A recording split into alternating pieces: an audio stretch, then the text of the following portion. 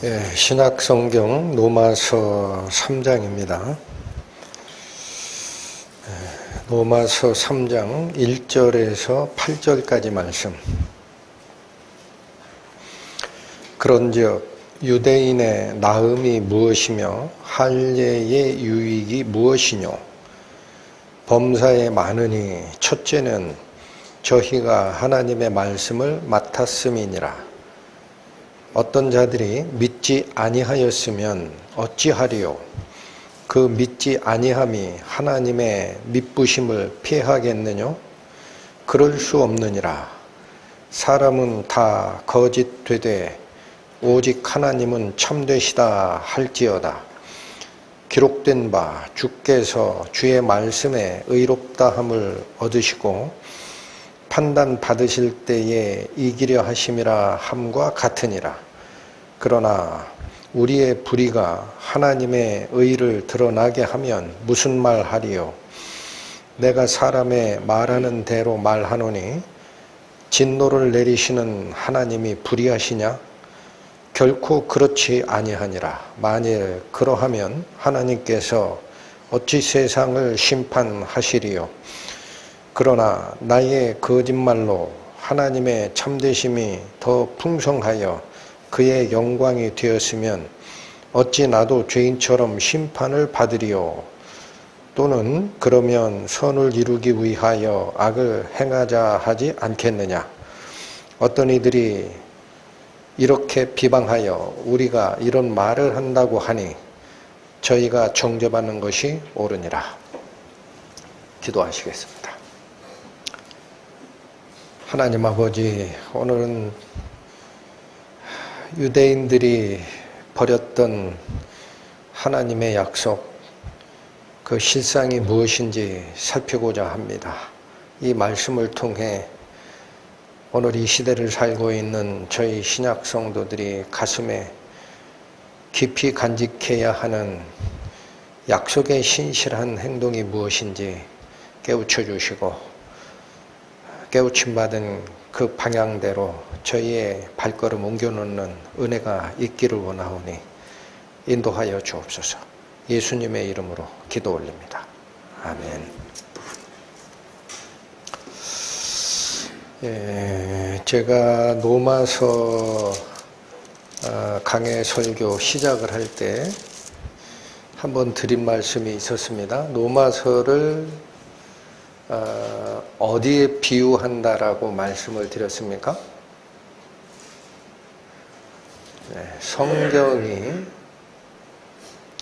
성경이 반지라면 로마서는 그 반지에 꽂아 있는 다이아몬드다 그랬어요. 그런데 지금 2장까지 말씀을 전했는데 다이아몬드의 빛을 보고 계신 건지 안 계신 건지 궁금하기도 하고, 또 한편으로는 그냥 은혜 받는 얘기를 하면은 설교가 재밌어져요. 그런데 죄 얘기를 자꾸 시작하니까 어려워지죠. 불편해지고. 여러분, 그런데 복음은 바로 그 인간의 죄 속에서 복음의 빛이 반짝반짝 빛나는 겁니다. 이걸 꼭 기억하셔야 돼요. 그래서 오늘 설명드리고자 하는 이 부분도 조금 깊게 들어갈 겁니다. 그러나 마음을 집중하셔서 들으시면 이 말이 무슨 뜻인지 충분히 이해가 가능하니까 은혜를 좀 받으시기 바랍니다. 1절 갑니다. 그런즉 유대인의 나음이 무엇이며 할례의 유익이 무엇이뇨? 자, 이게 일종의 질문문이죠. 의문문. 그래서 오늘 저희가 선택한 이 본문의 말씀을 이해하려면 먼저 하나 아셔야 될 게 뭐냐? 스스로 질문을 하고 그 질문에 스스로 답을 하는 방식이 있어요. 오늘 본문이 그 구조를 따라갑니다. 스스로 질문을 하고 질문에 답변하는 방식, 이러한 방식을 헬라 철학자들은 디아트리베라는 방식으로 얘기를 합니다. 근데 헬라 철학자들, 뿐만 아니라 유대의 납비들도 이 방식으로 성경에 깊이 있는 내용에 접근하고자 했습니다. 그 유대인들이 쓰는 방식은 하브루타라는 방식이 있어요. 그래서 이 방식이 뭐냐? 스스로 질문을 하고 그 질문에 대한 답변을 하는 것을 통해서 사람들이 고민하는 그 문제에 대한 진짜 진리에 접근하는 아주 유력한 방식이었다라는 겁니다. 그래서 지금 3장의 1절부터 8절까지가 질문과 답변이 4차례에 걸쳐서 이루어집니다. 4차례. 그 구조를 기억을 하시고 이 부분을 읽으셔야 이해가 제대로 됩니다. 그렇다면 지금 이 질문이 먼저 나온 겁니다. 그런즉 유대인의 나음이 무엇이며 할례의 유익은 무엇이뇨? 라고 질문을 한 겁니다. 왜 이 질문이 나오냐면 우리가 지난 주일에 살폈던 그 2장의 핵심 사항이 뭐였었죠? 로마서 2장의 핵심을 한마디로 줄이라 그러면 유대인, 선택받은 유대인은 하나님의 백성, 하나님의 인정을 받는 자고 그렇지 아니한 이방인은 죄인이다 라는 이분법적 구조하에서 자기들만 하나님의 은혜를 받는 민족이다라는 그 사상이 어떻게 됐다라는 거예요? 잘못됐다라는 거죠. 완전히 잘못된 얘기를 하고 있다. 그래서 핵심이 2장 28, 29절이었습니다. 다시 보십니다. 대저 표면적 유대인이 아니요 표면적 육신의 할례가 아니라 오직 이면적 유대인이 유대인이며 할례는 마음에 할지니 영에 있고 의문에 있지 아니한 것이라. 이 선언이 있었습니다. 그러니까 유대인은 하나님 앞에 아무 은혜 받는 선택적 특권이 없었다라는 얘기를 한 거죠.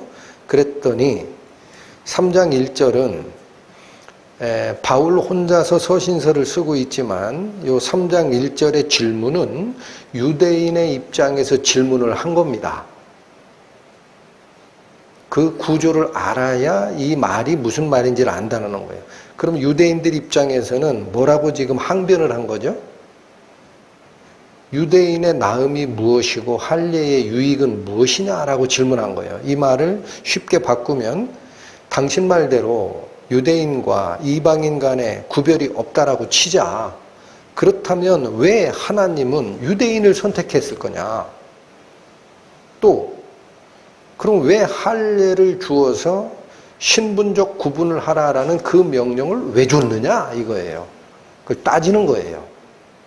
이게 디아트립의 하브루타라는 방식이라는 거죠. 그 질문을 딱 던졌더니 답변이 2절입니다. 범사에 많으니 첫째는 저희가 하나님의 말씀을 맡았음이니라. 자, 여기서 범사에 많으니라는 이 말에서 범사에라는 거는요, 모든 면에서라는 거예요. 모든 면에서 유대인의 유익은 있었다라는 겁니다. 이게 나중에 뒤에 가보면 9장에 유대인의 유익을 사도 바울이 설명을 한 게 있습니다. 9장 4절 5절 갑니다. 로마서 9장 4절부터 보면 저희는 이스라엘 사람이라 저희에게는 양자됨과 영광과 언약들과 율법을 세우신 것과 예배와 약속들이 있었다라는 거예요. 이게 양자됨이라는 건 뭐예요? 친자가 아닌데 호적을 자녀로 옮겨줬다라는 거죠. 이건 어디를 따온 거냐? 출애굽을 시킬 때 하나님이 바로에게 뭐라고 했냐? 이스라엘 백성 나의 장자야, 내 아들이야, 내놔. 그랬잖아요. 이게 있다라는 거예요. 그 다음에 영광이 있었다라는 거는 율법을 받을 때 시내산에 하나님의 임재에 의한 그 눈으로 볼 수 없는 그 화려한 하나님의 모습, 이걸 봤다라는 거예요, 직접. 또 언약들, 이게 십계명이죠. 또 율법을 세우신 것, 이런 거 다 유대인들이 받은 거 아니냐. 그 다음 예배와 약속들, 이게 뭐예요? 예배는 뭐예요? 예배. 죄 지면 하나님께 어떻게 해야 죄 사함을 받고 계속 하나님의 임재 속에 있을 수 있느냐. 그래서 저희들 수요 성경 공부에 지금 계속 되는 그 부분이에요. 왜 성막을 지으라고 하고 어떻게 제사하라고 한 것이 하나님이 짐승의 피를 좋아해서 그러시는 게 아니고, 우리가 하나님 앞에 나아가서 교제할 때 죄가 있으면 안 되니까 이런 방식으로 처리하는 방법이 있다, 이걸 알려준 거죠. 그리고 약속들이라는 거는 그렇게 되면 너희 죄가 사함을 받는다라는 거예요. 이런 걸 다 받았다라는 거예요. 누가? 이스라엘 백성들이.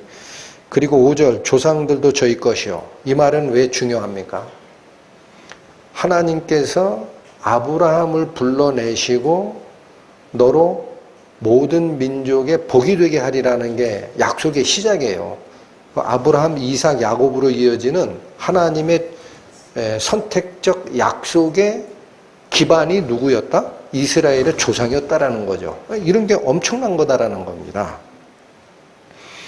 또 육신으로는, 자, 이게 육신적인 거예요. 조상 위쪽으로 가면 조상은 구약의 하나님께서 아브라함을 통하여 모든 민족이 너로 인하여 복을 받으리라라고 했던 그 출발이었고, 밑으로 내려오니까 어떻게 되느냐? 육신적으로는 그리스도가 이 민족에서 났다라는 거예요. 그래서 마태복음의 핵심이 뭐죠?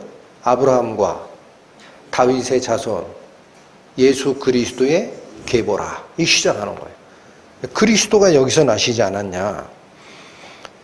저는 만물 위에서 계셔 세상에 세세의 찬양을 받으실 하나님이 오셨다.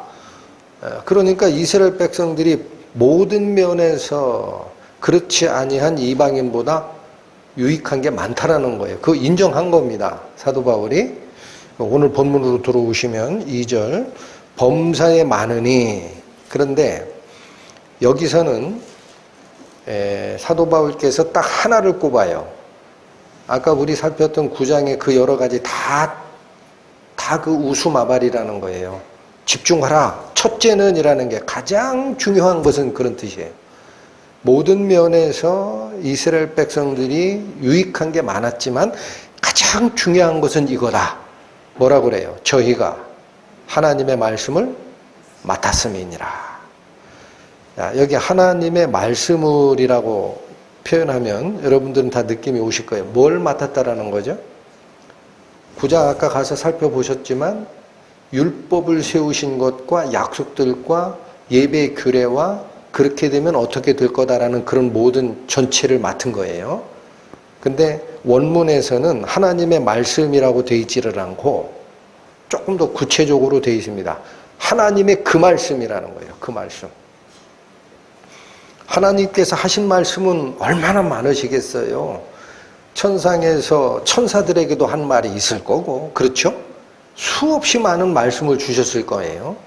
그러나 지금 집중하고자 하는 것은 하나님께서 우리 조상들에게 줬던 바로 그 말씀 얘기예요. 바로 그 말씀. 그래서 이 그 말씀이 뭐냐? 하나님의 말씀이 생명의 말씀을 얘기합니다. 그래서 여러분 사도행전 7장 가보십니다. 신약 198페이지 펴보십시오. 사도행전 7장 36절 38절까지 보시면 이 사람이 백성을 인도하여 나오게 하고 애굽과 홍해와 광야에서 40년간 기사와 표적을 행하였느니라. 여기 이 사람 누구 얘기하는 거죠? 모세죠. 모세.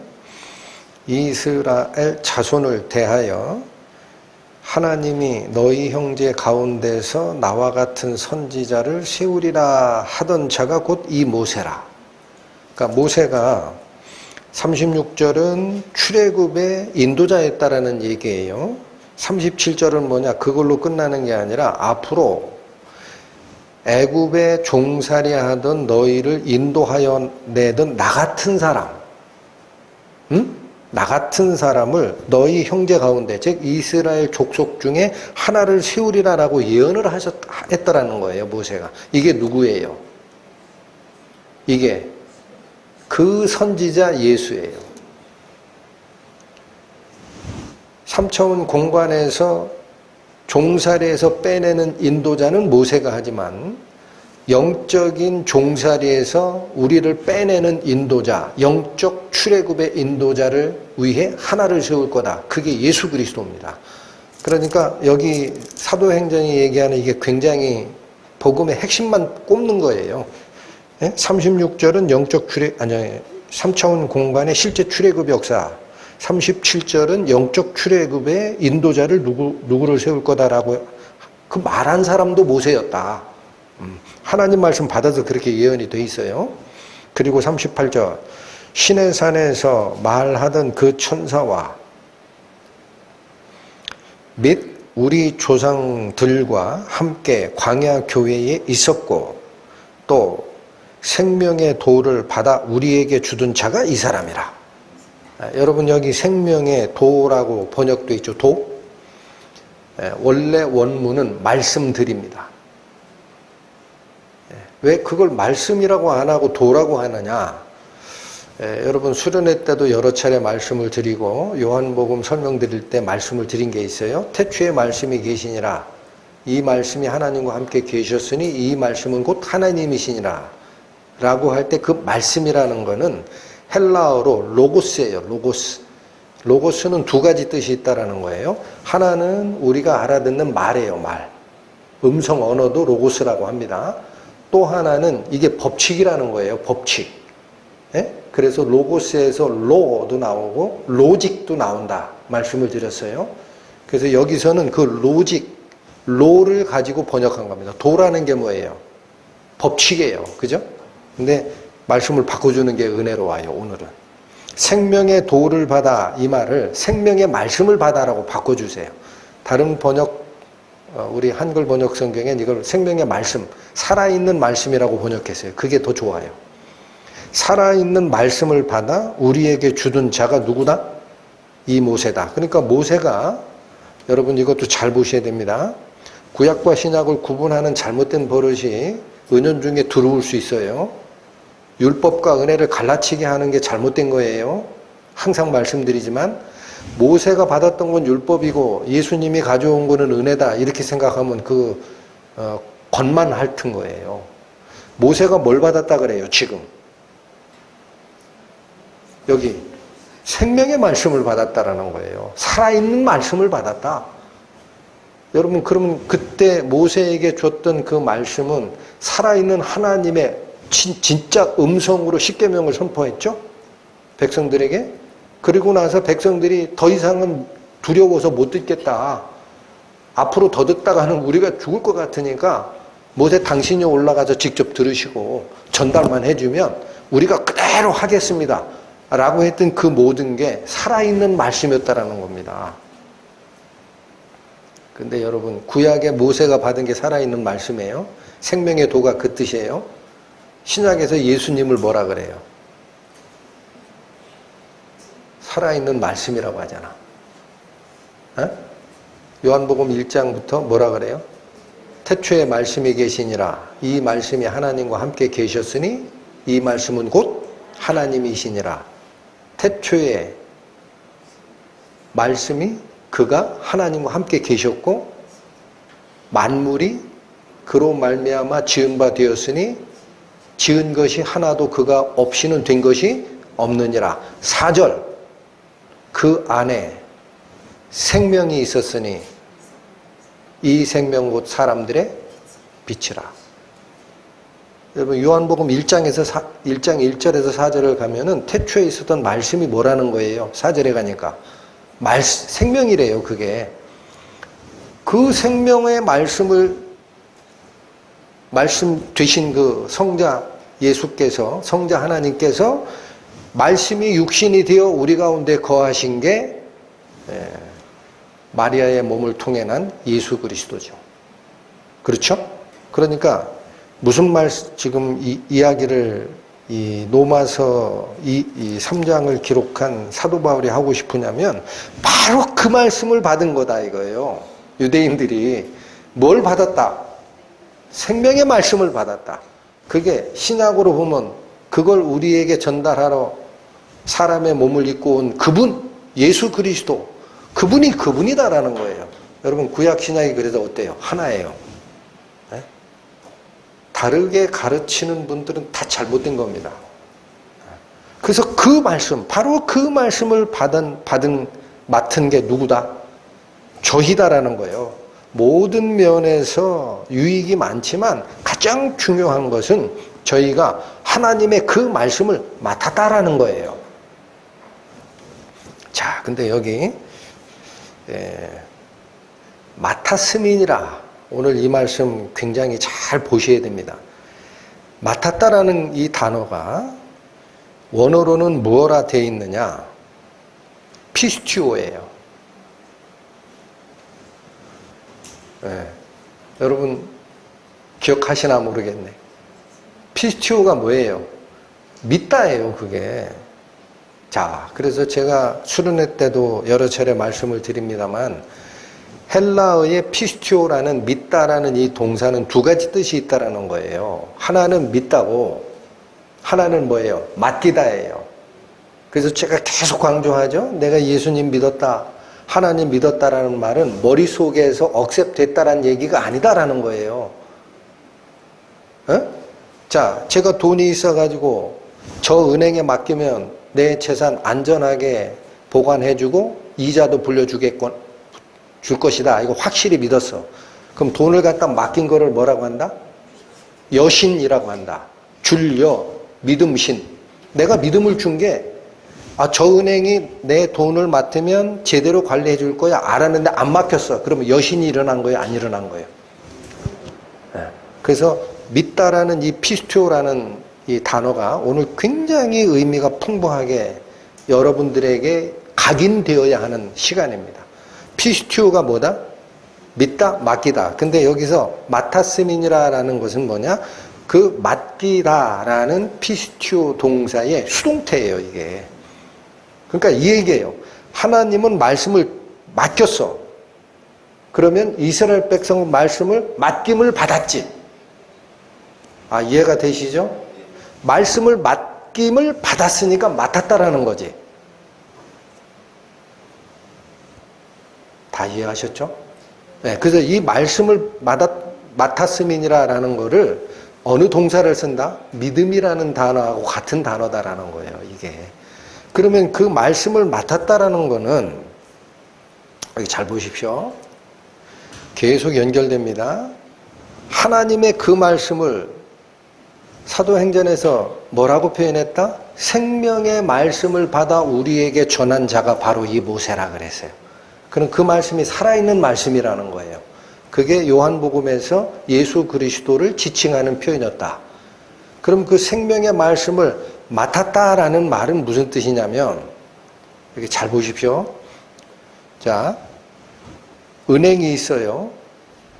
제가 가진 돈을 어떤 조건에 의해서 맡았어요. 은행이 맡은 거예요. 저는 맡긴 거고. 그럼 이 은행은 맡은 돈을 내 거로 이해하면 돼요, 안 돼요? 에? 그 사기지. 은행이 이 말씀, 생명의 말씀을 돈으로 얘기하면 내 돈을 맡았어요. 그러면 이건 내 돈이에요? 맡긴 자의 돈이에요? 그럼요. 그거 왜 맡겼어, 그러면? 보관 잘하고 또 불려라. 얼마나 쉬워요. 그러니까 생명의 말씀을 맡은 자는 생명이 활동하게끔 역할을 해야 되는 책임이 있었던 거예요. 그게 무슨 소리냐면 땅에 묻어두면 안 돼요. 그건 죽은 거예요. 그래서 예수께서 달란트 비유, 문화 비유를 할 때 땅에 묻어놓은 자를 질책하는 이유가 그겁니다. 생명의 말씀을 줬더니 땅에 묻어놔 이놈들아 얘기하시잖아요. 불려라 그러는 거지, 그죠? 그래서 바로 이런 생명의 말씀을 맡았다라는 말은 무슨 얘기냐면요. 여기 오늘 이 시대를 사는 우리 성도들에게도 교훈이 엄청 큽니다. 우리가 생명의 말씀을 이해하고 받아들였다. 그래서 내 안에 킵한다. 그거는 반사기입니다. 반사기예요. 왜 반사기라고 제가 표현해요? 맡은 자는 그렇게 하면 안 된다고요. 어떻게 해야 돼요? 받은 그 말씀이 내 안에서 생명을 창출하는 거 좋죠? 그리고 얘를 어떻게 해야 돼요? 계속 흘려보내야 돼요. 어떻게 해야 되니까? 불려야 되니까. 근데 딱 킵하고 이건 내 거야 라고 한 게 누구라는 거예요 지금? 그게 유대인이었다라는 거예요. 우리만 하나님의 선택받은 백성이야. 딴 놈들은 다 지옥 갈 놈들이야. 그랬잖아요. 그죠? 그러니까 이 시대를 살고 있는 우리가 지금 이 오늘 본문에서 받을 가르침이 얼마나 큽니까? 그렇게 살면 안 된다라는 거예요. 그래서 바로 이 말씀, 복음, 복된 소식, 살아있는 말씀, 이걸 맡은 자는 사도 바울이 어떻게 하여야 한다라고 얘기하는지를 보십니다. 데살로니가 전서 2장 갑니다.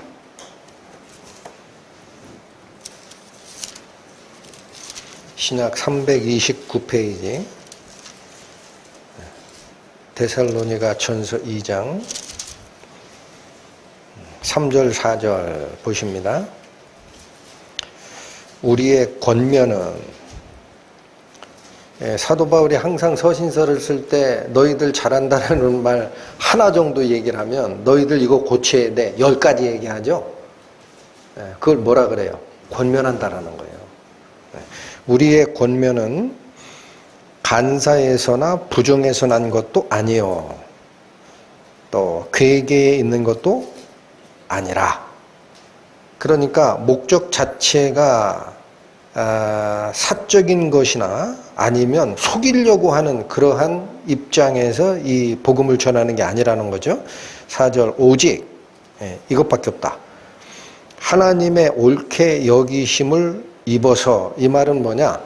하나님이 사도 바울을 사도로 이 선정을 하실 때 저 사람이면 쟤면 괜찮겠다 라고 판단을 받았다라는 거예요. 하나님의 옳게 여기심을 입어서 복음 전할 부탁을 받았으니 라고 하죠. 바로 여기서 복음 전할 부탁을 받았으니 라고 번역된 이 단어가 뭐냐? 오늘 저희가 살피는 로마서 3장 2절에 맡았음이라는 단어랑 똑같은 단어입니다. 복음을 맡았으니라는 거예요. 맡김을 받았으니, 복음을 맡았으니. 그러면 이 복음을 맡은 거를 여기서 번역을 뭐라고 그랬죠? 예? 복음의 말씀을 그냥 맡았으니예요? 복음 전할 부탁을 받았으니예요? 여기 번역 잘 돼 있어요. 의역이지만 복음, 복된 소식, 생명의 말씀을 맡았다라는 건 뭐냐면 가지고만 있지 말라는 얘기예요. 이걸 어떻게 해야 돼요? 살아있는 말씀이 활동하도록 전해야죠. 네? 그 전하지 않는 것은 뭐냐? 임무태만이고 배신입니다. 그러니까 아까 제가 좀 강하게 말씀을 드렸어요. 신약 성도로 복음을 깨닫고 내 마음에 가지고 킵하고 있는 것은 반사기다. 반사기예요. 반사기. 그렇게 살면은 하나님 앞에 가가지고 질책만 나옵니다. 이 말씀을 드린 겁니다. 그래서 오늘 본문 다시 돌아오시면 이 2절 사도 바울이 답변한 게 그거예요. 자, 유대인이 이방인하고 아무 차이가 없다고 너 자꾸 그러는데 그러면 하나님이 뭐하러 유대인 선택하고 할례로 신분을 구분하라고 했느냐라는 1절의 질문에 2절 답변을 준 겁니다. 모든 면에서 유대인은 이방인보다 다른 게 많았다. 그런데 가장 중요한 게 뭐냐? 저희가 하나님의 말씀을 맡은 그 지위가 가장 영화로운 지위였다라는 거예요. 그러면 어떻게 해야 된다라는 걸 지금 살펴본 거죠? 전해야 된다라는 거예요. 자, 유대인 입장에서는 이거를 이해했을까 몰라요. 유대인 입장에서는 우리 할례 받은 자는 하나님의 자녀, 할례받지 못한 자는 지옥 갈 놈. 이렇게 생각했잖아요. 여기서부터가 뭐냐? 나사가 잘못 조여진 겁니다. 구약에 유대인을 선택하고 물론 그 전에 아브라함을 선택을 합니다. 할 때 하나님의 뜻이 뭐냐? 유대인 너에게만 있다라고 얘기를 안 하셨거든. 그걸 몰랐어. 예? 자, 여기도 갑니다. 창세기 12장 가보세요. 구약 성경 14페이지입니다. 창세기 12장 1절에서 3절 봅니다. 하나님이 아브라함을 불러낼 때 주셨던 말씀인데 여호와께서 아브라함에게 이르시되 너는 너의 본토 친척 아비집을 떠나 내가 네게 지시할 땅으로 가라. 내가 너로 큰 민족을 이루고 네게 복을 주어 네 이름을 창대케 하리니 너는 복의 근원이 될지라. 자, 여기까지 하면 아브라함을 통해 이루어질 유대인들이 복을 받고 번성할 거다라는 말로 끝나잖아요. 그런데 3절 가세요. 너를 축복하는 자에게는 내가 복을 내리고 너를 저주하는 자에게는 내가 저주하리니 땅의 모든 족속이 너를 인하여 복을 얻을 것이니라. 하나님의 약속이 어디까지 가 있어요? 유대인에게만 있는 거 아니에요. 땅의 모든 족속이 여러분 이게 하나님의 뜻입니다. 유대인 때문에 복을 받는다라는 거예요. 근데 여기도 이상해요. 아니 아브라함이 그 시원찮은 허점 많았던 그 사람 하나를 통해서 어떻게 복을 받아? 여러분 아브라함에게 복을 허락한 것은요, 아브라함 때문에 복을 받는 게 아니에요. 비밀이에요. 이게 뒤에서 풀립니다. 22장 가세요. 창세기 22장.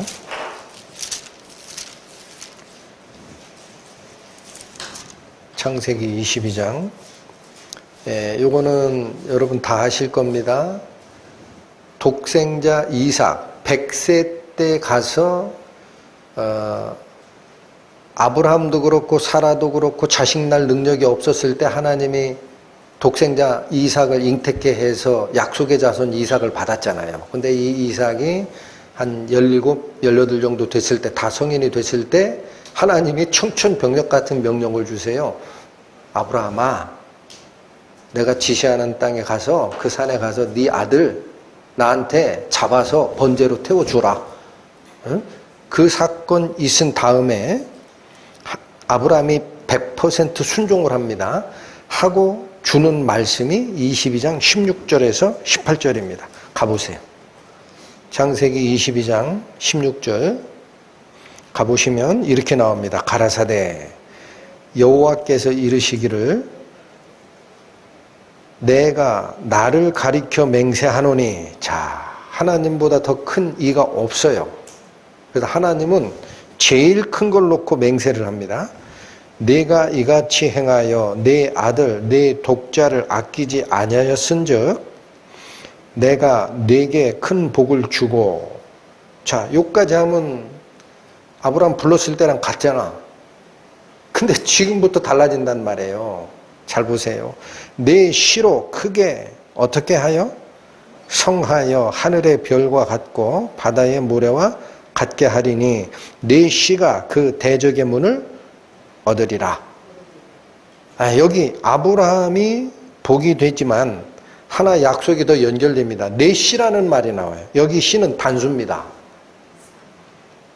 이게 무슨 뜻인지 아세요? 무슨 뜻? 아브라함의 후손들이면 씨들이어야 돼요. 씨들, 후손들. 근데 여긴 단수란 말이에요. 히브리어는 단수, 복수가 분명한 언어예요. 헬라어도 그렇고. 그래서 이 아브라함의 후손으로 나올 딱 하나의 씨, 이게 누구냐? 예수님이에요. 그래서 마태복음 1장에 아브라함과 다윗의 자손 예수 그리스도의 계보라라고 나오는 겁니다. 그러니까 복이 누구랑 어디로 연결이 돼요? 아브라함의 후손으로 올 한 분, 예수 그리스도로 연결되는 모습입니다. 그래서 18절 보시면 또 내 씨로 말미암아 천하 만민이 복을 얻으리니. 그죠? 그러면 처음에 아브라함을 불러낼 때의 약속은 창세기 12장인데 거기서는 너를 인하여 모든 민족이 복을 얻으리라 했어요. 그런데 모든 시험이 통과가 되고 22장에 가니까 말이 바뀌었어요. 물론 너도 복을 준다. 응? 그게 17절 아니에요. 내게 큰 복을 주겠다. 그런데 그 뒤에 연결되고 18절에서 선언하는 것은 만민의, 세상 만민의 복의 근원은 내가 아니라는 거예요. 내 씨라는 거예요. 내 후손, 예수 그리스도가 올 거다. 너를 통해. 그러니 이제 보십시오. 창세기, 출애굽기, 레위기, 민수기, 신명기 이 모세 오경은 유대인들이 달달달달달달 암기하던 거야. 근데 뭐를 착각한 거죠, 여러분? 뭐를 착각했어요? 유대인만 복 준다라는 걸로 착각한 거야. 어디 그렇게 돼 있냐고요? 세상 만민이 그 씨로 인하여 복을 받으리라. 그러니까 이걸 전해야 되는데 그걸 못한 거야. 이걸 꼭 기억하셔야 됩니다. 그래서 오늘 본문으로 다시 돌아오시면 3장 2절이 사도 바울께서 하고자 하는 그 본뜻이 너무 깊어요. 유대인들이 모든 면에서 이방인보다 혜택을 받은 게 맞다. 유익이 많다. 그러나 가장 중요한 것은 그들이 하나님의 그 생명의 말씀을 맡았다라는 사실이었다라는 거예요. 그러니까 그걸 전하고 생명의 말씀을 땅에 묻어놓으면 안 되잖아요. 그리고 아브라함에게 약속했던 복처럼 천하 만민에게 이 하나님의 복이 전달되도록 전파했어야 되는데 라는 거예요. 근데 그렇게 했어요? 안 했어요? 안 했어요. 그러니까 이게 잘못됐지 않느냐라는 거예요. 유익이 있었다. 내가 그걸 부인하는 게 아니다. 자, 3절은 뭐냐? 유대인의 입장에서 다시 두 번째 반론을 제기하는 겁니다. 이게 3절 뭐라고 하느냐? 어떤 자들이 믿지 아니하였으면 어찌하리요? 그 믿지 아니함이 하나님의 믿부심을 피하겠느냐? 이렇게 또 질문이 나와요. 요 3절의 앞에 여기 하나 생략된 게 있어서 여기 믿지 않은 사람이 누구예요? 유대인이에요? 이방인이에요? 이방인 같기도 하고 유대인 같기도 하죠. 원문에 있는 하나를 빼놔서 그래요. 그들 중에라는 말이 있어요. 원문에. 에? 그러니까 맨 앞에 그걸 붙이셔야 돼. 3절 맨 앞에 그들 중에 어떤 자들이 믿지 아니하였으면, 자 이러니까 확실해져요. 여기서 얘기하는 그들 중이라는 게 누구 얘기하는 거예요? 유대인이죠. 유대인. 지금 1절 2절 유대인 얘기하잖아. 그러니까 유대인들 중에 어떤 사람들이 믿지 아니하였다면 어떻게 되겠냐라는 거예요. 여러분 여기 어찌하리요라는 거는 어떻게 해야 하냐라는 뜻이 아니에요. 번역하기가 어려운 이 문장입니다. 원문 그대로는요. 내가 뭘 어떻게 하겠다라는 게 아니고 그 상황이 도대체 뭐냐라는 거예요. 원래 뜻이. 그 상황이 도대체 뭐냐. 그러니까 이런 말이죠. 유대인들 중에 어떤 사람들이 믿지 아니하였다면 그러면 어떻게 되느냐라는 거예요. 이 말이. 그러면 이 상황이 어떤 상황으로 발전되느냐. 자, 이게 무슨 말이냐면 유대인들에게 뭐 줬다 그랬어요? 말씀을 맡겼다라 그랬어요. 근데 그 유대인들 중에 어떤 사람들이 그 말씀을 맡은 것을 충실하게 이행하지 않는 상태로 잘못된 길을 갔다면이라는 겁니다. 여기 이 말이. 여기 믿지 아니하였으면이라고 나오는데 왜 그게 그렇게 해석이 되나요? 여러분 여기도 마찬가지입니다. 믿지 아니하였으면이라는 이 단어가 아까 그 맞다, 맡기다라는 단어가 피스티오라고 했어요. 그게 믿다라는 뜻도 있지만 맡기다라는 뜻도 있다. 근데 여기는 부정 접두어 아를 붙인 아피스티오예요. 그게 무슨 말이에요? 여러분, 자꾸 믿다라는 걸로 가니까 이해가 잘 안 되는 거예요. 믿다가 아니라 하나님이 피스티오 했어요. 맡겼어요. 말씀을. 그런데 이스라엘 백성은 하나님이 맡긴 말씀을 받아서 전달하고 말씀이 살아 움직이게끔 퍼쳐야 되는 역할을 맡은 자인데 이 사람들이 피스티오 했다는 얘기는 안 받았다라는 거예요. 이제 이해가 되세요? 유대인들이 믿지 아니하였다라는 이 말은 하나님을 믿지 않았다라는 그 말이 아니에요. 개념적으로 하나님을 거부하는 거는 유대인도 아니에요. 그건. 하나님 믿어요. 머릿속에 반드시 있어요. 생활 속에서 다 율법을 지키도록 돼 있어요. 아예 철저하게. 그런데 뭐를 착각한 거예요? 우리는 하나님을 알고 하나님을 믿는 백성이다라는 그 인식은 확실한데 실제로는 뭐는 안 했다라는 거예요. 말씀을 맡았으면 맡은 말씀을 가지고 전하고 해야 되는데 그건 안 했어. 그걸 아피스티오라고 부른다. 이 원어로 설명을 드려서 제가 항상 걱정하는 게 그거예요. 이걸 이해를 하시는지 못 하시는지. 하나님이 피스티오 시켰어요. 맡겼어요. 그러면 나도 피스티오로 응답해야죠. 근데 피스티오야. 피스티오 안 했어. 이게 이해가 돼요? 하나님은 말씀을 맡겼는데 이스라엘은 말씀을 안 맡았다고. 아니 다 믿었는데 왜 안 맡았다고 그러느냐? 안 맡았잖아요. 맡았으면 어떻게 해야 돼요? 아브라함에게 줬던 복처럼 아브라함의 씨가 만민에게 복을 줄 것이다. 이 얘기를 계속 전하고 해야지. 그렇게 살면 안 돼 이런 얘기. 그게 아니고 무조건 우리만 구원받은 자야. 우리만 선택받은 민족이야.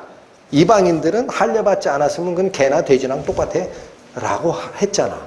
그게 뭐를 한 거다? 피스티오 했다. 그게 안 믿은 거다. 이해가 되시죠? 그러니까 이 얘기입니다, 지금.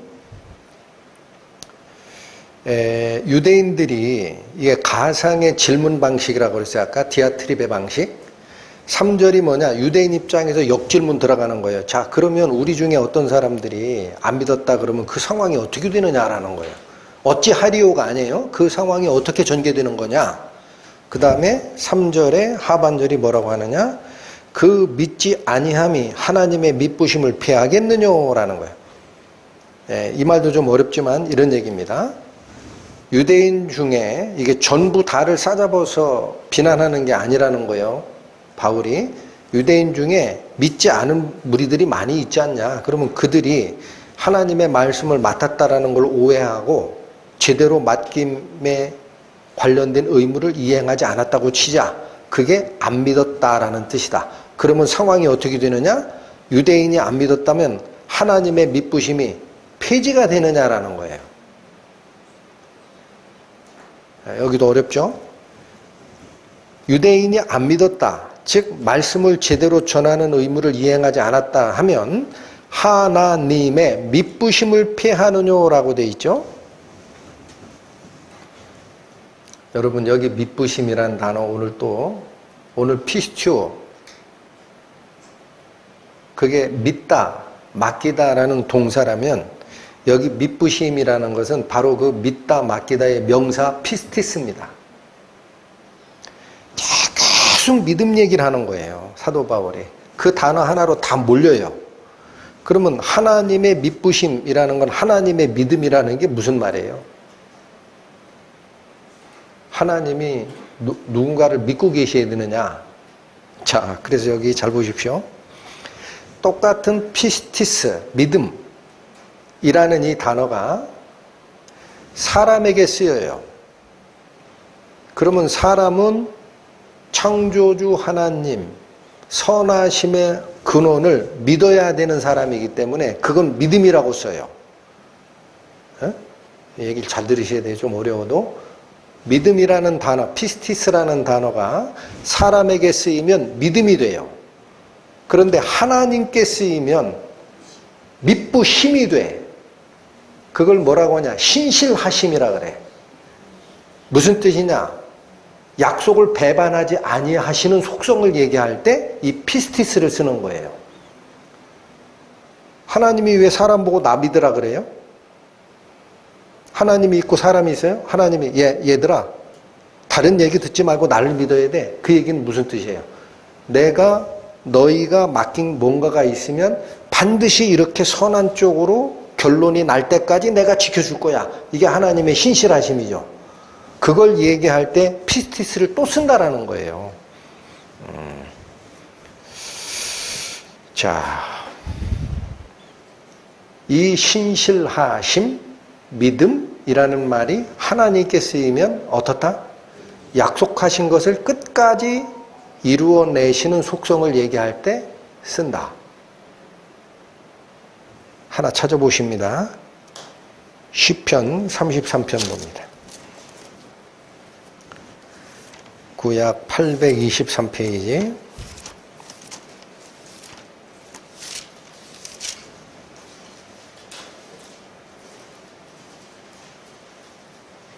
시편 33편 4절 말씀 보세요. 여호와의 말씀은 정직하며 그 행사는 다 진실하시도다. 여기 여호와의 말씀은 정직하며 이거는 그대로 직역이 된 겁니다. 근데 그 뒤에 문장 그 행사는 다 진실하시도다 라고 되어 있죠. 이게 지금 두 가지를 선언하는 거예요. 하나님은 말씀이 거짓이 없다라는 거고 행사라는 것은 행하심이에요. 행하심. 행동도 다 진실하시도다라고 되어 있는데 그 진실하시도다라는 이게 신실하다라는 단어입니다. 이게 피스티스예요. 헬라어로는 피스티스, 구약 성경이니까 히브리어로는 이게 에무나라고 읽힙니다. 에무나. 잊어버리셔도 돼요. 이게 왜 피스티스냐면 구약 성경을 헬라어로 번역시켰던 예수님 오시기 전 시대에 했던 이 70인역이라는 성경이 있어요. 거기 가보면 이 에무나를 피스티스로 번역을 한다고. 그래서 우리가 알 수 있는 거예요. 헬라어의 에무나라는 신실하심이라는 이 단어가 신약 성경이 쓰여진 헬라어로 가면은 그게 신실하심 피스티스가 되는구나. 이걸 알게 되는 거예요. 그러면 여기 시편 33편 4절이 선언하는 게 뭐죠? 여러분? 히브리어 헬라어 이게 중요한 게 아니고 내용이 중요하니까 하나님은 말씀이 거짓이 없다. 두 번째, 하나님은 행하심이 한 번 말씀하신 것을 끝까지 이루시는 신실하심에 충만한 분이다. 그러니까 하나님은 당신의 입에서 뱉은 말을 중간에 취소하거나 실패할 수 있다 없다? 답변, 없다. 능력도 완전하시니까. 그러면 오늘 본문으로 오시면 이 얘기죠. 여기 보십시오. 로마서 3장 3절에 두 번째 유대인들이 이 공격을 하는 겁니다. 이게 디아트립의 방식이라고 그랬어요. 그들 중에 어떤 자들이 믿지 아니하였으면 어떻게 상황이 전개되는 거냐 이렇게 물은 거예요. 그러니까 유대인 우리 중에 일부가 믿지 아니하였다면 상황이 어떻게 전개되는 거냐. 그 믿지 아니함 때문에 하나님의 신실하심이 실패로 돌아가느냐라는 거예요. 자, 여기 잘 보십시오. 지금 자꾸 믿음 그러니까 이해가 안 되는 건데 하나님의 말씀을 유대인들이 맡았어요. 하나님은 말씀을 맡겼어요. 그렇죠? 그럼 하나님이 유대인을 선택해서 말씀을 맡겼을 때는 하나님이 생각하는 목적이 있었을 거 아니야. 어떻게 하라는 거예요? 너희들만 가지고 있지 말고 아브라함의 씨로 천하 만민이 복을 얻으리라. 이 기억을 잘하고 다 하나님의 말씀을 다른 민족에게도 전하라. 그래야 하나님의 말씀이 모든 민족에게 복이 되잖아요. 그러니까 이거를 모르고 자기가 혼자만 구원받은 자인 줄 알고 안전해서 그게 일부 유대인들이 믿지 아니하는 상태가 돼서 그러면 하나님이 하고자 하는 뜻이 있었어요. 말씀을 맡길 때 뜻이 있었어. 무슨 뜻이야? 내 씨로 천하 만민이 복을 얻으리라 라는 이 생명의 말씀 되시는 예수 그리스도의 복음을 전하라. 이게 안 이루어졌잖아. 그럼 하나님께서 생각했던 원래 목적이 실패로 돌아갔느냐? 이 얘기를 하는 거예요. 이해가 되세요? 말씀을 맡았다, 맡겼다라는 과정, 이 하나님과 유대인 간의 약속의 관계입니다. 이것에서 유대인이 일부 신실하지 못하고 이행을 못했다면 하나님이 원래 계획했던 그 목적 자체, 이것도 신실함이 사라지게 되느냐, 그 목적이 실패로 돌아가게 되느냐, 그렇게 역질문한 거예요. 유대인들이. 야, 그러면 바울아, 네 말대로 하자. 응? 그럼 우리가 일부 잘못했다고 치자. 그 하나님께서 우리를 선택하고 할례를 행해서 신분의 구분 표시를 하라라고 했던 그런 모든 목적, 하나님의 목적 있잖아. 그거 실패냐? 라고 묻는 거라는 거예요. 그러니까 답변 4절 뭐예요? 그럴 수 없다. 여기 그럴 수 없느니라 라는 이 표현이요. 6절에 가면 결코 그렇지 아니하니라 라고 번역된 거 있죠. 원문은 두 개가 똑같아요. 하나는 이렇게 하나는 저렇게 번역됐는데 원문은 똑같아요. 그러니까 4절도 뭐냐, 그렇게 바꿔주시는 게 좋아. 결코 그런 일은 일어날 수 없다야. 그 왜 그러냐. 사람은 다 거짓 되되 오직 하나님은 참되시다 할지어다. 사람은 전부 거짓되지만 하나님이 어떻게 거짓될 수 있느냐라는 거죠. 그러니까 그런 일은 있을 수 없다. 하나님이 실패가 발생될 가능성은 전혀 없다. 염려하지 마라. 유대인 너희들이 실패한다고 하나님도 실패하는 게 아니야. 이 얘기를 하신 거예요. 그리고 뭐라고 얘기하세요? 기록된 바 주께서 주의 말씀에 의롭다함을 얻으시고 판단 받으실 때 이기려 하심이라 함과 같은 거야. 그래서 여기 기록된 바라고 한 그 뒤에 있는 이 문장은 원래 시편 51편 4절에 있었던 내용을 가져온 겁니다. 근데 여기 깊이 있게 안 들어갈 거예요. 왜냐하면 자꾸 문법 얘기 나오면 헷갈리니까. 그래서 이게 뭐냐? 주께서 주의 말씀에 의롭다함을 얻으시고 판단 받으실 때 이기려 하심이라 라는 이 말은 하나님께서 심판장으로 마지막에 서시죠. 이거 모르시는 분은 없죠. 최후의 심판 때에서 하나님이 심판장으로 서십니다.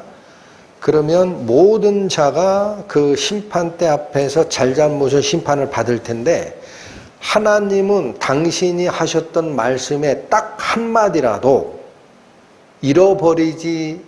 잃어버리고 실패하는 그런 상태가 일어나지 않는다라는 것을 그때 입증할 거다라는 얘기예요. 그게 무슨 말이에요? 주의 말씀에 의롭다함을 얻으시고, 이게 그 뜻입니다. 주의 말씀이 옳다, 한마디도 틀린 게 없다라는 사실을 입증받으실 거다. 그리고 판단 받으실 때 이기려 하심이라. 여기 참 재밌죠? 재판석은 하나님이 판단하시는 자리잖아요. 그렇죠? 그런데 여기서 왜 이런 표현 써요? 감히 재판장 앞에 서 있는 사람들의 마음속에 있었던 밑에서 가끔 스멀스멀 올라오는 그 생각을 딱 꼬집은 겁니다. 잠깐만 있어봐요. 하나님이 재판하시고 우리가 재판받는 거 알겠는데 그럼 하나님 말씀은 옳은 거 맞아? 하나님의 능력이 많아서 당신의 말씀을 다 이루신 건 알겠다. 근데 하나님이 당신이 하셨던 그 말씀을 이룬 것은 아무 문제가 없어? 옳은 거야? 라는 생각을 가지고 밑에 서 있을 사람이 있다라는 거예요. 그걸 뭐라고 표현한 거다? 판단 받으실 때에 라는 말로 표현한 거예요. 이해가 되십니까? 그러니까 여러분 여기 굉장히 조심스럽지만 절대자 하나님이 심판장에 서실 때 있죠. 밑에 있는 사람들 말 못하게 입을 싹 막는 게 아니에요. 너희들 하고 싶은 얘기 다 해봐 그래요. 어? 너희들 마음속에 내가 재판하는 이 기준이나 결과가 이상하다 싶은 거 있지? 그럼 다 얘기해. 하나님은 100% 입을 열어줍니다. 너희들이 가지고 있던 생각, 이게 왜 잘못되는지 그때 다 내가 얘기할 거야. 어? 하나도 내가 얘기했던 말이 하나도 허투루 사라지는 게 없을 것뿐만 아니라 그 말이 왜 그렇게 가야 되는지도 그때 가서는 내가 다 입증하리라. 어마어마한 선언입니다. 그러니까 무슨 답변을 한 거죠, 사도 바울이? 유대인들이 얘기하는 게 이거예요. 야, 첫 번째 질문이 그거였어요. 야, 우리가 유대인하고 이방인하고 다른 게 하나도 없다면, 어? 그 하나님께서 왜 유대인 선택하고 우리한테 할례주고 그랬니? 이게 첫 번째 질문이었다면, 두 번째 질문은 네 말대로 우리가 하나님의 말씀을 맡았지만 불성실한 게 있었다 치자. 어? 그러면 우리가 실패하면 하나님도 실패하는 거냐? 라고 질문하는 거예요. 이거는 무슨 얘기를 하고 싶은 걸까요? 유대인 입장에서. 하나님 실패하지 않으니까 우리도 실패하지 않는다라는 거를 자꾸 붙들고 싶은 거예요. 그랬더니 사도 바울의 답변이 뭐냐면 안 그렇다라는 거예요. 사람은 다 거짓되고 실수할 수 있고 불성실할 수 있지만 하나님은 어떻게 그게 실패가 가능하냐? 인간의 실패로 끝날 뿐이다. 심판대에 가면 다 드러날 것이다. 이 얘기를 한 겁니다. 자, 세 번째 또 반론이 나옵니다. 5절 갑니다. 이게 유대인 입장에서 사도 바울에게 항변할 수 있었던 네 가지 질문을 차례로 제시한 거예요. 5절. 그러나 우리 불의가 하나님의 의를 드러나게 하면 무슨 말 하리요? 내가 사람의 말하는 대로 말하노니 진노를 내리시는 하나님이 불의하시냐? 이것도 유대인 입장에서 제기한 반론의 성격입니다. 그 무슨 말이에요? 우리의 불의가, 즉 유대인들의 잘못된 행동이 하나님이 의롭다라는 것을 드러나게 했다. 이게 무슨 말이죠? 이게 무슨 말이에요?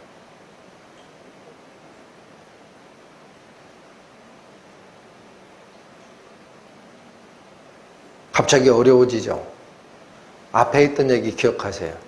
사람들은 말씀을 맡은 자로서의 신실함을 지켜낼 수 없었어요. 유대인들은. 근데 하나님은 그렇다고 실패하지 않으셔. 그럼 뭐가 드러난 거예요? 사람은 불의할 수 있지만 하나님은 실패가 없다.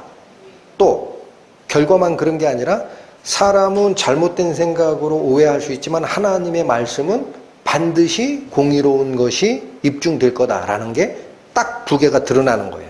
그러니까 우리의 불의, 유대인들의 잘못과 부족함이 아무리 있다 하더라도 하나님의 의는 확실하게 쓴다라는 게 서로가 확실히 드러나면 이해가 되죠.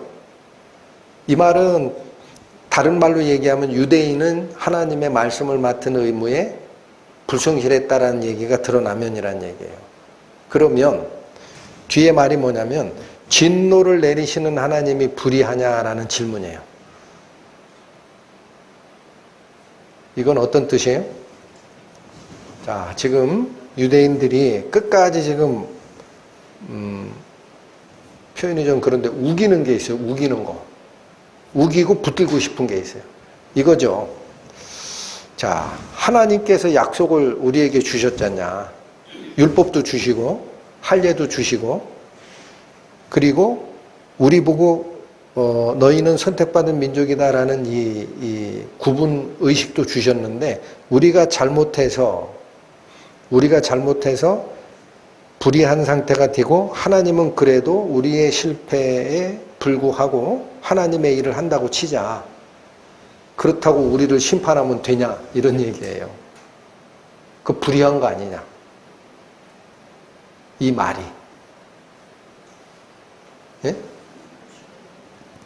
왜 이걸 우기는 거죠? 유대인들은? 하나님께서 주체가 돼서 약속과 계명과 약속을 맺을 상대방이 누군지를 다 정하셨다라는 거죠. 여러분 여기 잘 보세요. 아브라함과 하나님 간의 언약식이라고 합니다. 창세기에 나와요. 그거 할 때 어떻게 했어요? 소 한 마리 잡으라 그러지. 반을 쫙 갈라라. 원래는 소 한 마리를 반을 딱 갈라가지고 그 사이로 약속의 당사자 두 사람이 같이 걸어가는 겁니다. 그럼 이게 무슨 뜻이냐? 둘 중 누구 하나가 약속을 어기면 소가 반쪽 낳듯이 죽으리라 라는 맹세의 표시예요. 그런데 아브라함하고 하나님이 약속하실 때 있잖아요. 아브라함은 깊게 잠들게 해요. 네? 하나님이 혼자 통과해요. 횃불 하나가 통과해. 그러면 이 약속은 누가 책임지겠다는 뜻이었어요? 하나님. 사람은 못하니까, 못 지키니까. 그러니까 하나님이 주체가 되고 하나님이 우리를 선택하고 하나님이 전지전능하신데 우리가 실패한 걸 알고 선택했으면 그 하나님이 알고도 한 거네. 그 우리가 불의가 있다 하더라도 우리를 진노를 내리시면 그 하나님 잘못된 거지 라는 생각이 이 속에 있었다라는 거예요. 이제 이해가 되세요? 그렇더라도 우리를 선택한 건 하나님이고 아브라함부터 선택하셨잖아요. 근데 왜 우리가 잘못했다고 벌을 내리셔? 그건 뭔가 좀 이상한데? 라는 얘기를 한 겁니다. 그랬더니 답변 6절 뭐라고 나가죠? 결코 그렇지 아니하니라. 이 말이 뭐예요? 너희들에게 심판을 내린다라고 해서 하나님이 불의한 거는 결코 있을 수 없다. 그리고 뭐라고 합니까? 만일 그러하면 하나님이 어찌 세상을 심판하시겠느냐. 불의한 재판장이 어떻게 재판을 할 수 있겠느냐. 그래서 여러분 여기서도 자 이게 로마서가 성경이라는 반지에 다이아몬드라고 그랬는데 빛을 받으시는지 머리만 아픈지 모르시겠네. 굉장히 어려운 얘기를 쓰는 거예요. 그런데 이걸 보시면 이런 얘기입니다. 유대인들이 착각했던 게 5절의 항변에 이거예요. 우리가 부족한 건 맞다. 인간이니까 그럴 수 있지 않냐. 그러나 하나님께서 선택하고 약속 주고 지금까지 이끌어왔다면 그리고 나서 우리를 버린다면 그건 하나님이 잘못된 거지 라는 이 말. 이 생각이 성경적으로 어떻게 해석이 되느냐 이거예요. 여긴 답변이 딱 뭐라고만 나와요? 결코 그렇지 아니하다. 만일 그렇다면 하나님이 어찌 세상을 심판하실 수 있겠느냐. 자, 하나님께서 선택한 백성이 맞아요, 유대인들이. 근데 유대인들이 잘못했다 그러면 하나님이 진노를 내리시고 심판을 하실까요? 안 하실까요? 여러분, 심판하셔야 돼요? 안 하셔야 돼요? 하셔야 돼요? 안 하셔야 돼요? 하셔야 돼요? 하신다고 돼 있어요. 시편 50편 보십니다. 시편 50편 가십니다. 구약성경 837페이지 펴보십시오.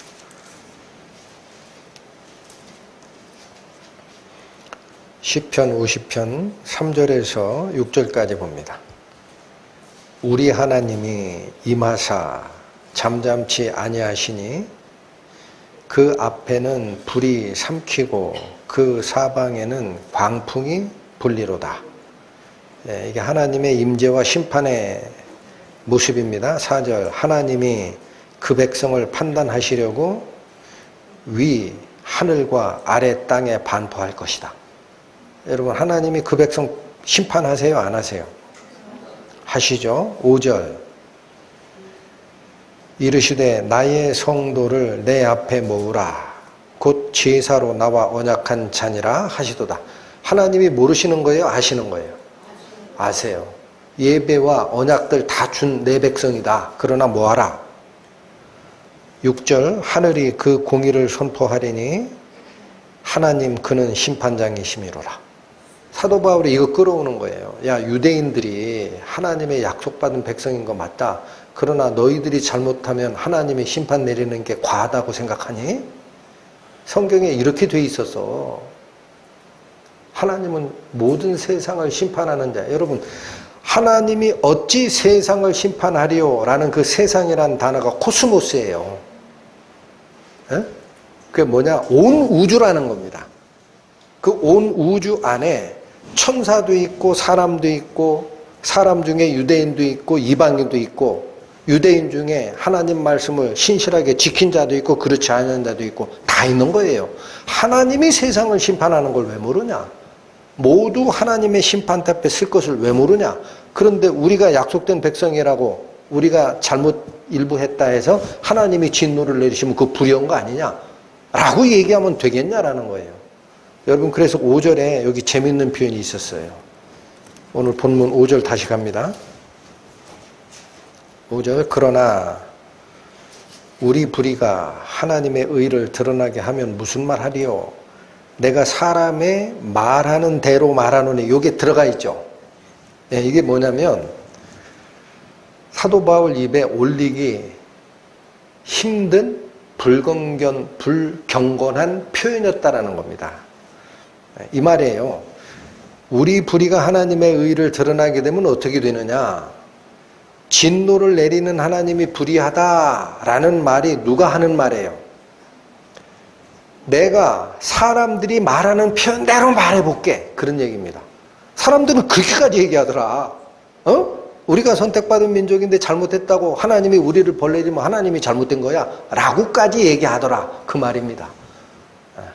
그러니까 그게 말이 되느냐 이게요. 하나님은 결코 그렇지 않고 편가르게 하지 아니하시고 당신의 성도, 당신과 제사로 언약 맺었던 사람들 다 모아놓고 하늘로부터 시작해서 땅까지 전부 심판하실 것이다. 이게 시편 말씀이고, 그러면 우리는요, 이 얘기만 계속하면은 재미없잖아. 재미없다는 표현이 뭐예요? 교훈 못 받았다. 여러분, 지금 여기 로마서 3장에 지금 얘기하는 이게 그 당시에는 유대인에 대한 말씀이에요. 지금은 누구에 대한 말씀으로 꼭 들으셔야 돼요? 말씀을 맡은 우리입니다. 신약 성도. 우리에게는 무슨 경고가 있느냐? 고린도전서 9장 갑니다. 신약 274페이지 펴보십시오. 고린도전서 9장 16절, 17절 봅니다.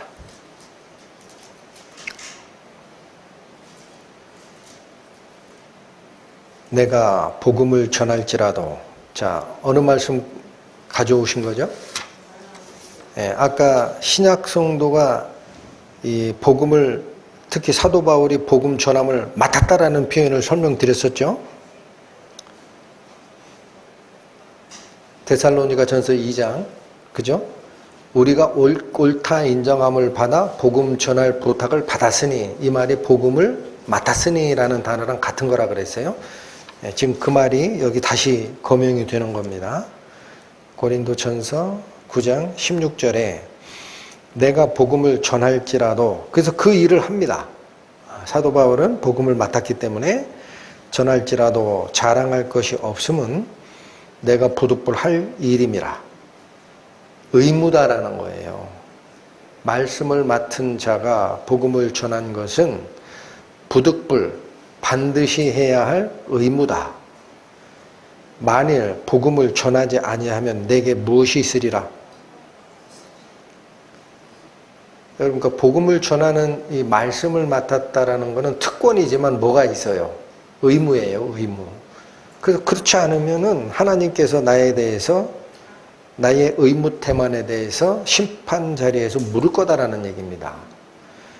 17절, 내가 임의로 이것을 행하면 상을 얻으려니와 임의로 아니한다 할지라도 나는 직분을 맡았노라. 여기 임의로라는 말이 지금 이 성경 구절을 읽는 시대에서는 의미가 안 통하도록 번역이 되어 있어요. 여기 임의로가 아니라 자발적으로라는 뜻이에요. 바꿔주셔야 돼. 자원하여. 그러니까 이 얘기입니다. 16절은 복음을 맡은 자, 사도 바울의 입장에서 얘기하는 게 이 복음 전하는 것은 특권이지만 의무라는 거예요. 반드시 해야 된다. 그래서 이 의무를 태만히 했을 때는 나에게 뭐가 있다? 화가 있을 거다라는 거예요. 하나님으로부터 진노가 있을 것이다. 17절 내가 내 자발적으로 이것을 행하면 상을 얻게 된다. 기쁨으로 하면 상이 준비가 돼 있지만 자발적으로 아니한다 할지라도 나는 직분을 맡았기 때문에 반드시 해야 된다. 그러니까 여러분 말씀을 맡은 우리가 복음을 전하는 것은 선택이다. 필수다. 안전하면 벌이 있고요. 안전하면 화가 있어요. 전하면 둘 중 하나예요. 기쁨으로 자발적으로 전하면 상이 있어요. 의무적으로 전해도 그건 해야 되는 일이야. 원상회복이야. 어느 쪽을 선택하실래? 말해 뭐해요. 어? 그러니까 말씀을 맡은 자가 유대인들이 얘기했던 하나님께서 말씀을 너에게 맡겼는데 왜 맡은 말씀을 전하지를 않고 네 거다. 우리만 구원받은 자야. 이방인들은 개나 돼지야 라고 했니? 그렇다고 하나님이 실패할 것 같냐? 응?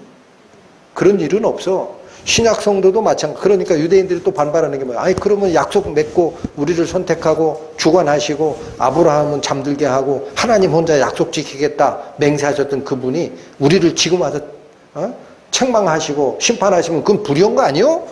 무슨 소리를? 하나님이 세상을 심판하는 심판자인데 왜 그걸 몰랐냐? 시편에 뭐라 그래요? 내 성도들 다 모으라.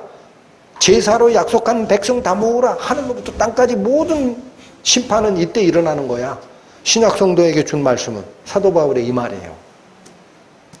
말씀을 맡고 복음을 맡은 우리가 복음을 안 전하면 하나님으로부터 질책과 책망이 있습니다. 전할 때는 어떻게 전하는 게 낫다? 의무로 전하지 말고 자발적으로 제발 전하라. 기쁨으로 전해라. 그러면 상급이 올 거다. 그 말씀 하신 거고 본문 다시 돌아오십니다. 자, 이게 유대인들이 할 수 있는 항변을 아마도 사도 바울이 다 끄집어낸 것 같아요. 마지막 항변이 있어요. 마지막. 아직 안 끝났어요. 아직 안 끝났어요. 7절 보십니다. 그러나 나의 거짓말로 하나님의 참되심이 더 풍부하여 그의 영광이 되었으면 어찌 나도 죄인처럼 심판을 받으리요. 또 그러면 선을 이루기 위하여 악을 행하자 하지 않겠느냐. 여기까지가 항변입니다. 그런데 여기 구분 표시가 잘 안 돼 있죠. 도와드릴게요. 그러나 다음에 따옴표를 시작하세요. 나의 그 앞에가 따옴표가 있다고 보시면 돼요. 해서 7절 끝까지가 따옴표예요. 그 다음 8절에 또는 다음에 따옴표 치시고 그러면 선을 이루기 위하여 악을 행하자. 거기 따옴표를 끝내세요. 그러니까 따옴표 안에 있는 게 뭐냐? 유대인들이 한 항변입니다. 이렇게 항변할 수 있다는 거예요. 그 7절에 보면 나의 거짓말로 하나님의 참되심이 더 풍부하여 그분의 영광이 되었으면 어찌 내가 죄인처럼 심판을 받아야 되느냐라는 주장을 하는 거예요. 에? 이게 무슨 뜻이에요? 지금 계속되는 게 이거예요. 하나님이 말씀을 맡겼고 유대인들이 말씀을 맡았으면 자기들에게 생명이 되듯이 다른 사람들에게도 전하는 일을 해야 되는데 오해하고 안전하고 자기만 잘났다라고 얘기한 게 하나님께서 맡긴 말씀에 대한 신실함이 사라진 거다. 그러면 하나님께서 계획했던 이 말씀이 모든 천하 모든 민족에게 복을 주는 이게 실패로 돌아가냐? 그런 일은 없다. 그러면 또 하나 항변한 게 그거죠. 그러면 하나님께서 우리를 선택하시고 백성 삼아 주실 때 아브라함 조상하고 한 맹세의 상황 보니까 하나님 혼자 약속 지키겠다고 우리는 어차피 못 지키는 걸로 그렇게 맹세를 하시던데 그럼 우리가 그거 못 지킨 걸 알고 계셨다라는 얘기인데 그러면 우리에게 이 진노를 내리시면 그 하나님 불의한 거 아니에요? 무슨 소리? 하나님은 제사로 약속한 백성, 성도들도 자기 심판 때 모으고 하늘로부터 땅까지 모든 심판을 베푸실 거야. 하나님의 공의는 사라지는 게 없어. 하니까 막판에 몰렸어요. 유대인들이. 몰렸다고. 그래서 지금 마지막 항변을 하는데 뭐라고 합니까? 나의 거짓말로 하나님의 참되심이 더 풍부하여 그의 영광이 되었다면 내가 어떻게 죄인처럼 심판받아야 돼요? 이게 무슨 말이에요? 자, 아까 얘기한 게 5절입니다. 우리의 불의가 하나님의 의를 드러나게 했다라는 표현 쓰죠. 그게 어떻게 확대되느냐면 여기 보십시오. 더러운 것은 어디에 있을 때 더 확실하게 더러워져요? 깨끗한 것과 같이 있을 때 더러워집니다. 반대로 어떤 깨끗한 것이 이게 정말 깨끗하구나 라는 걸 식별 가능하려면 더러운 것과 같이 있을 때 이거는 한 점 오염이 없구나 라는 걸 알게 돼요.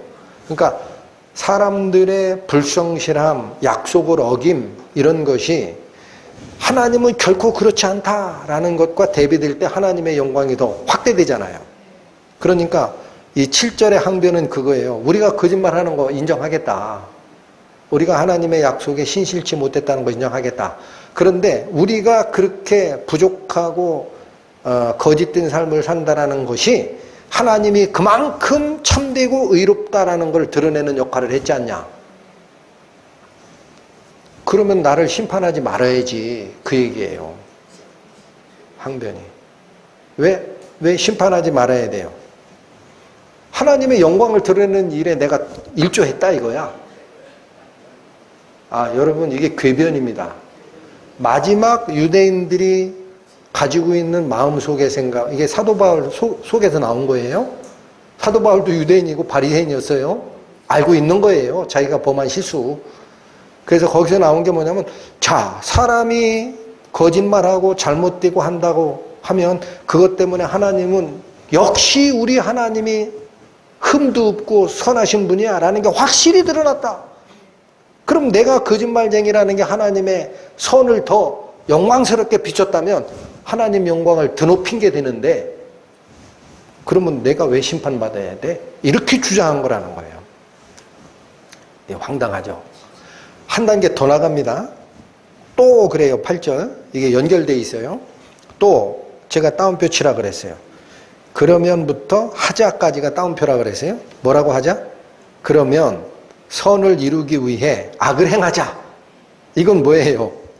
7절은 유대인들의 거짓된 행동이 하나님의 선을 더 확실하게 드러내는 역할을 했다면 하나님의 영광됨에 도움이 된 거니까 나는 심판 안 받아야 되는 거 아니냐라는 주장인데, 8절은 한 단계를 더 나간 겁니다. 자, 그러면 방향 정해졌다. 우리가 죄악된 행동을 하면 할수록 하나님의 영광이 더 드러난다?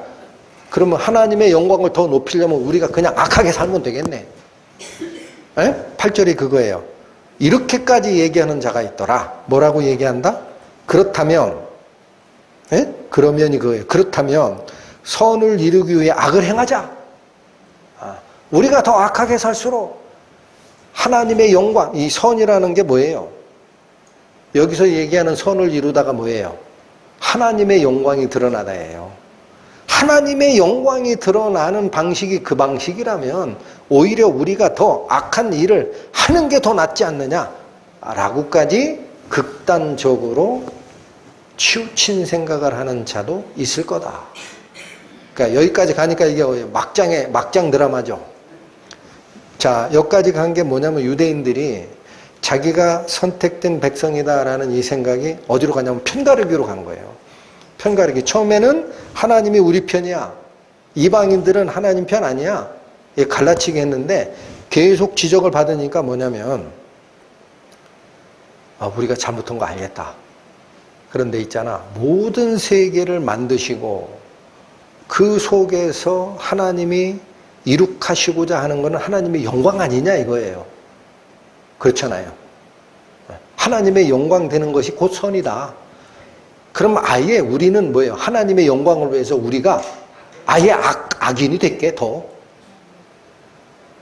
그럼 여기 보십시오. 하나님이 영광을 불법을 행하더라도 나를 좀 올려달라. 이게 하나님이 요구하는 영광일까요? 하나님을 오해해도 이 막장 드라마에 간 겁니다. 하나님이 요구하는 거는 그게 아니에요. 악을 버리고 선을 행하라. 그게 하나님의 영광이에요. 그런데 이 사람들 가치 기준이 완전히 뒤섞여졌죠. 그렇죠? 요즘 세대 이 가치관과 사고방식이 뭐냐면요. 하나님 자리에 하나님을 딱 끌어내리고 나라는 사람을 거기다 올려놨어요. 그래서 내가 영광을 받고 내가 기쁜 것은 전부 선이 돼버렸어요. 하나님이 뭐라고 하든 관계없어. 그 동성애도 좋고 다 좋은 거예요. 응? 다 좋은 거야. 이게 안타까운 현실입니다. 제가 심지어는 이번 학기에 강의평 학교에서 이렇게 쓴 걸 보니까 수업 중에 그런 얘기를 한 적이 있어요. 출산율이 0.7 얼마라는 거는 부모 둘이 0.7명의 애를 낳은 거니까 둘이 0.7이 된 거다. 그 얘기는 하나를 기준으로 0.3 얼마다. 두 세대만 가면 민족이 사라질 정도다. 그러니까 여러분들이 결혼을 하면은 나만 생각하지 말고 아기를 좀 많이 낳으셔야 된다라는 얘기를 했어요. 할만하잖아요. 그걸 교수가 쓸데없이 학생들에게 이래라 저래라 했다라고 썼더라고. 어제 읽었어요. 그래서 제가 멘붕이 왔어. 일부 클래스에서 그런 일이 있었는데 이 사람들이 자기가 필요하는 세법 지식만 얻어가면 땡이고 뭐가 옳은지 어느 게 선인지 사회가 어떻게 발전해야 되는지 그런 이야기를 교수가 얘기하면은 그 쓸데없는 소리 집어치고 이렇게 얘기하는 세대가 됐구나. 안타까워요. 동성애 얘기하면 그런 얘기 하지 말라고 그래요. 왜 동성애 얘기하냐? 당신 생각이지. 그렇게 썼어요. 거기에. 두 개를 지적했다. 한 사람이. 교수님 자꾸 수업 시간에 동성애 얘기하는 그런 얘기 하지 마시고 교수님 생각 자꾸 주입하려고 하지 마시고 결혼하면 애들 가능하면 많이 낳으라고 하는데 그런 얘기도 하지 마시고 난 싫은데 왜 자꾸 그런 얘기해.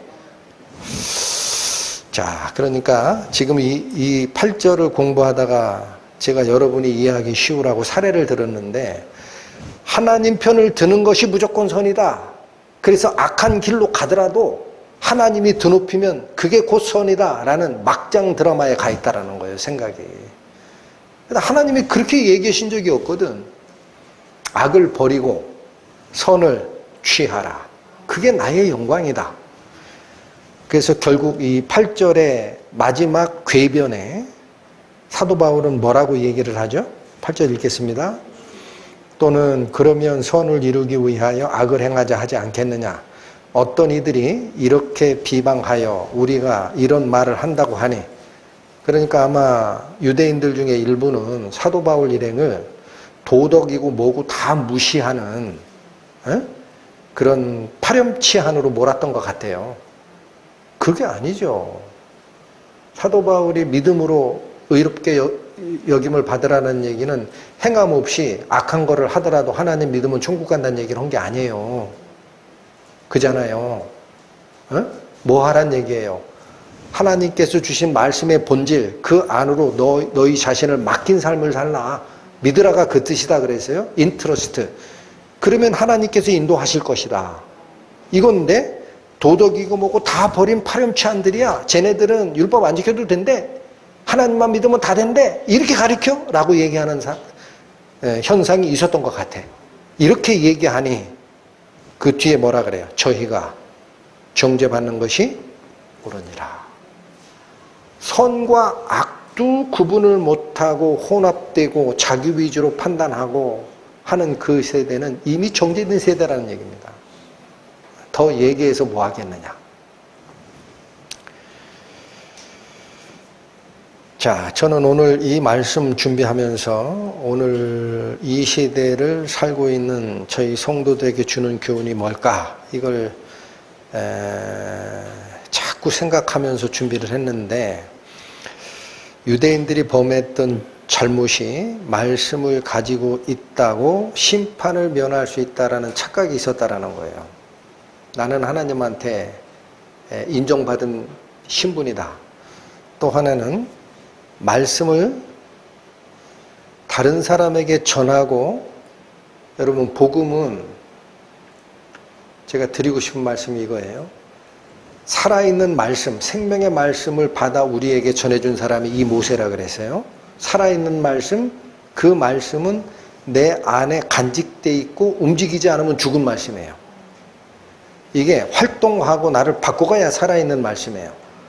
그래서 복음을 전하는 대상은 밖에 있는 사람에게 복음을 전하는 것도 중요하지만 자기 자신에게 복음을 전해야 됩니다. 오늘도 이 말씀이 살아서 나를 인도하시는지 자꾸 자기 자신에게 전해야 돼요. 그게 살아있는 말씀이에요. 이것이 바로 말씀을 맡은 자가 걸어가는 복음 전함의 실천적 삶인데, 그걸 다 잊어먹었다는 거예요.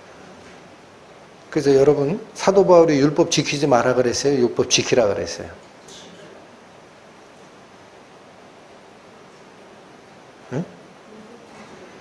2장 25절 가세요. 2장 25절. 내가 율법을 행한즉 할례가 유익하나 만일 율법을 범한즉 내 할례가 무할례가 되었느니라. 사도 바울 율법 지키란 얘기예요? 지키지 말란 얘기예요? 그럼요. 근데 오해하는 게 있다라는 거예요. 율법을 지켜라라는 이 말을, 율법, 하나님의 말씀이 말씀하시는 그대로 살아라라는 뜻인데, 유대인들은 어떻게 착각했다? 어떻게 착각했다? 남의 걸 빼앗고 자기가 더 일반인들에게 경배받고 하는 그것에 신경을 쓰고 제사 드리고 11조 내고 하는 그 형식적인 종교 행위만 하면 하나님이 율법 지켰다라고 생각하는 걸로 어떻게 한 거예요? 구덩이 파고 앉은 거예요. 자기 생각 속에서. 어떻게 그렇게 했어, 하나님이? 그게 율법 지키는 거 아니에요. 구약 성경에서 어디까지 얘기했어요, 하나님이? 성전 문 좀 닫아 걸 사람이 있었으면 좋겠다 그래요. 왜 이스라엘 사람들은 제사 규례를 줬더니 자기 죄가 누군가의 생명에 의해서 죽어야 해결되는 이 엄청난 문제를, 은혜를 받지를 못하고 계속 염소와 양만 잡아다가 피를 바치느냐? 내가 실컷 먹었다 지금까지. 성전 좀 누가 문 좀 닫아라 그러잖아요. 그거 뭐 하지 말라는 거예요? 종교 의식에 매이지 마라. 그게 나를 섬기는 방식이 아니다. 그렇죠? 구약 성경을 안 읽으니까 모르는 거죠. 그래서 바로 이 율법을 행하여야 할례가 유익하다라는 이 말씀은 제사 지내고 11조 내고 안식일 지키고 그 얘기를 하는 게 아닙니다. 하나님의 말씀에 따라 내 마음이 바뀌어지고 하나님이 이끄시는 사랑과 자비의 방식으로 나의 모든 시간과 자원을 다 쓰는 인생의 길이 바뀌는 거예요. 어디서 어디로 바뀌어요? 이기적인 마음에서 하나님을 닮은 마음으로. 그렇게 바뀌는 게 율법을 행하는 것을 기억하셔야 됩니다. 기도하시고 마치겠습니다. 하나님 아버지, 오늘 저희는 유대인들이 선택된 백성이다라는 착각과 그러므로 자기들만 구원을 받고 이방인들은 지옥에 갈 자다라는 그 교만이 하나님의 말씀을 어떻게 왜곡시켰는지 살폈습니다. 이 시대를 살고 있는 저희 성도들도 생명의 말씀, 죽은 말씀으로 가슴에 간직하는 게 아니라 살아 움직여서 우선 나 자신을 살려내고 또한 밖에 있는 다른 사람에게도 생명을 부여하는 역사가 일어나기 원하오니 저희의 생각을 다듬어 주시고 저희가 내딛는 걸음걸음마다 하나님의 뜻에 합당한 길로 가도록 저희를 인도하여 주옵소서. 예수님의 이름으로 기도 올립니다. 아멘.